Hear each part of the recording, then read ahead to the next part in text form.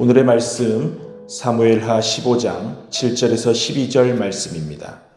4년 만에 압살롬이 왕께 아뢰되 내가 여호와께 소원한 것이 있사오니 청하건대 내가 헤브론에 가서 그 소원을 이루게 하소서. 당신의 종이 아람 구술에 있을 때에 소원하기를 만일 여호와께서 반드시 나를 예루살렘으로 돌아가게 하시면 내가 여호와를 섬기리이다 하였나이다. 왕이 그에게 이르되 평안히 가라 하니 그가 일어나 헤브론으로 가니라. 이에 압살롬이 정탐을 이스라엘 모든 지파 가운데에 두루 보내 이르기를 너희는 나팔 소리를 듣거든 곧 말하기를 압살롬이 헤브론에서 왕이 되었다 하라 하니라. 그때 청함을 받은 200명이 압살롬과 함께 예루살렘에서부터 헤브론으로 내려갔으니 그들은 압살롬이 꾸민 그 모든 일을 알지 못하고 그저 따라가기만 한 사람들이라. 제사 드릴 때에 압살롬이 사람을 보내 다윗의 모사 길로 사람 아히도벨을 그의 성읍 길로에서 청하여 온지라. 반역하는 일이 커가매 압살롬에게로 돌아오는 백성이 많아지니라. 오랜 시간 동안 공들여 이스라엘의 민심을 얻어내려고 힘썼던 압살롬이 드디어 아버지 다윗의 왕위를 찬탈하려는 반역을 실행에 옮깁니다. 압살롬은 다윗에게 자기가 아람의 망명에 있을 때 다시 예루살렘으로 돌아가게 되면 여호와를 섬기겠다고 서원했는데 이제 그것을 갚기 위해 헤브론으로 가려고 하니 허락해달라고 합니다. 다윗은 허락합니다. 압살롬은 이 첩자들을 이스라엘 모든 지파 중에 두루 보냅니다. 그리고 나팔 소리를 들으면 압살롬이 헤브론에서 왕이 되었다고 크게 외치라고 합니다. 200명이 초대되어 압살롬의 음모를 알지 못한 채로 압살롬과 함께 예루살렘에서 헤브론으로 갔습니다. 거기다가 다윗의 모사 길로 사람 아히도벨을 헤브론으로 초청합니다. 이렇게 반란 세력이 점점 커져서 압살롬의 편이 되는 백성들이 많아지게 되었습니다.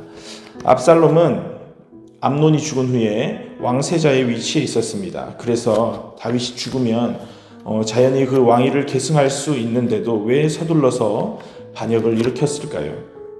그것은 아마도 자신의 여동생 다말을 강간한 암논을 벌하지 않고 그래서 자신이 암논을 죽일 수밖에 없도록 만든 그 정의롭지 못한 아버지에 대한 불만과 원망이 있었을 겁니다. 거기다가 아람 그술에서 3년 동안 도피해 있으면서 그런 원망들이 쌓여갔고 또 예루살렘으로 돌아왔건만 2년 동안 자신의 얼굴을 보지 않은 그 아버지에 대한 켜켜이 쌓인 분노가 반역으로 표출하게 된 것으로 보입니다. 거기에 왕의 모사 아히도벨이 반역의 무리에 가담하게 되었는데요.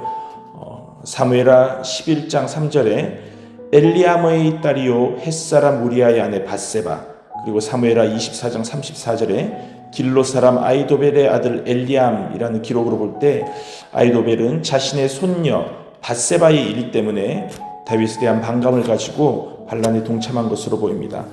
다윗이 목동에서 자신을 들어 하나님의 백성 이스라엘을 다스리는 왕으로 세워주신 그 하나님의 은혜를 잊고 자신의 욕망대로 죄악을 행한 영향이 여기에까지 미치게 됩니다. 여호와께서 선지자 나단을 통해 말씀하신 대로 다윗의 집에 재앙이 일어나게 됩니다.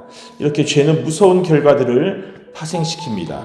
이제 다윗은 자신이 유다의 왕으로 세워졌던 그 헤브론에서 새로운 왕이 세워지는 것을 보며 자신이 처음 왕으로 되었던 그 때를 돌아보라는 하나님의 준엄한 메시지 앞에 서게 되었습니다. 그렇다면 오늘 압살롬의 반역의 책임을 모두 다윗이 감당해야 할까요? 그렇지는 않습니다. 압살롬은 자신의 반역에 대한 책임을 자신이 져야 합니다. 왜냐하면 다윗의 잘못과는 또 별개로 압살롬은 아버지에 대한 그 분노와 적개심을 하나님 앞에서 해결하지 못했기 때문입니다. 그 열매가 무엇입니까? 그는 자신의 분노의 그 욕망을 이루기 위해서 하나님의 이름을 팔고 경건한 신앙으로 위장하는 데 조금도 거리낌이 없습니다. 반역을 하러 헤브론으로 가면서 서운한 것을 갚으러 가겠다고 말을 합니다. 결국 그는 아버지 다윗 왕을 배반하는데 이는 단순히 다윗을 배반한 것이 아니라 다윗을 이스라엘 왕으로 세우신 그 하나님의 뜻을 배반한 일이 되고 맙니다.